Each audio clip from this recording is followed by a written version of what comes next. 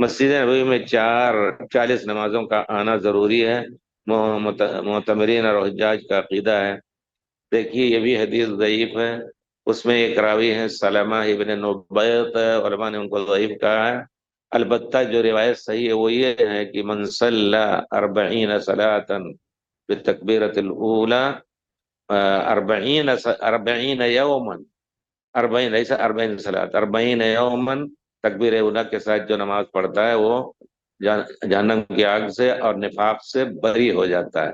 یہ 40 دن کے بارے میں آیا ہے، 40 نمازوں کا نہیں ہے۔ کہیں بھی دنیا کی کسی بھی مسجد میں پہلی تکبیر کے ساتھ حاضر رہیں اذان ہوتے ہی اور آپ پڑھیں تو یہ حدیث صحیح ہے کہ اللہ تعالیٰ اس کو نفاق سے اور جہنم کی آگ سے بری کر دے گا۔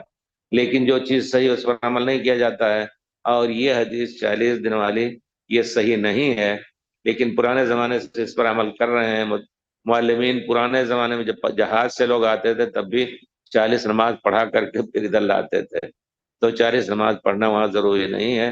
لیکن یہ ہے کہ آدمی اگر پڑھ رہا ہے تو 40 نہیں 400 پڑھے، اور ایسا کوئی الزام نہیں ہے۔ اور اگر اس نیت سے پڑھ رہا ہے کہ یہ حدیث صحیح ہے تو گناہ بھی ہو سکتا ہے اس نام سے، کیونکہ ایک بدعت کا رواج ہو رہا ہے۔